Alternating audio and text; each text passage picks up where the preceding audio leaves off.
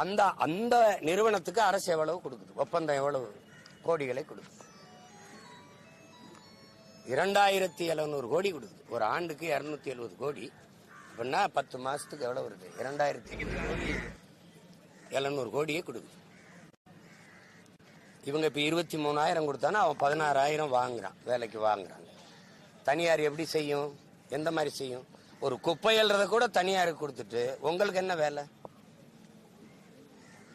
அரசு என்ன எல்லாமே தனியார் மயம்னா அரசு என்ன செய்யும் சுயமானு கேட்கிறோம்ல, ஒரு கேள்வி எழுப்புறோம்ல.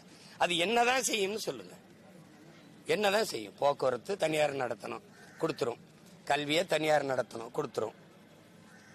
மருத்துவத்தை தனியார் நடத்தணும். சாலை போடுதல் பராமரித்தல் தனியார். மின் உற்பத்தி விநியோகத்தை தனியார் கொடுத்துரும். சாராய கடை மட்டும் அதுவே நடத்துங்கிறத ஏற்குதா அந்த சமூகம்? யோசிச்சு பாருங்க. நம்ம மூக்க பிடிச்சிட்டு போடுற குப்பைகளை அவங்க மூலிகை எடுத்து சுத்தம் செய்யறாங்க. நீங்க பால் விற்கிறவன பால்காரங்கிறீங்க, காய்கறி விற்கிறவன காய்கறிக்காரங்கிறீங்க. அப்படிதானே சொல்றீங்க?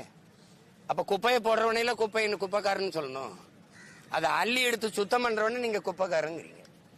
இது எப்படிப்பட்ட சமூக கட்டமைப்பு பாரு. காய்கறி விற்க வர்றவர் காய்கறிக்காரர், பால் விற்க வர்றவர் பால்காரர்,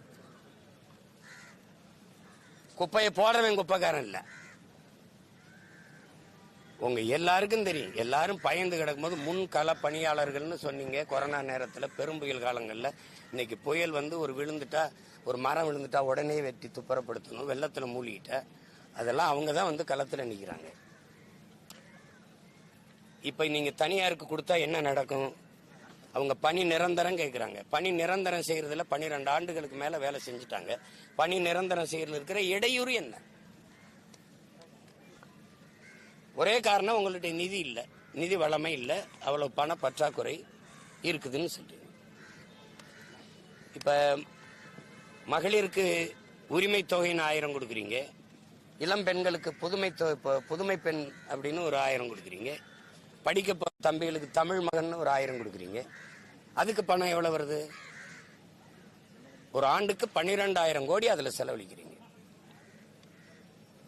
இந்த ஊரங்களும் சமாதி கட்டி நூலகம் கட்டி எல்லாம் திறக்கிறீங்கல்ல, அதுக்கு எவ்வளவு செலவழிக்கிறீங்க? சிலைகள் வைக்கிறதுக்கெல்லாம் எவ்வளவு செலவழிக்கிறீங்க?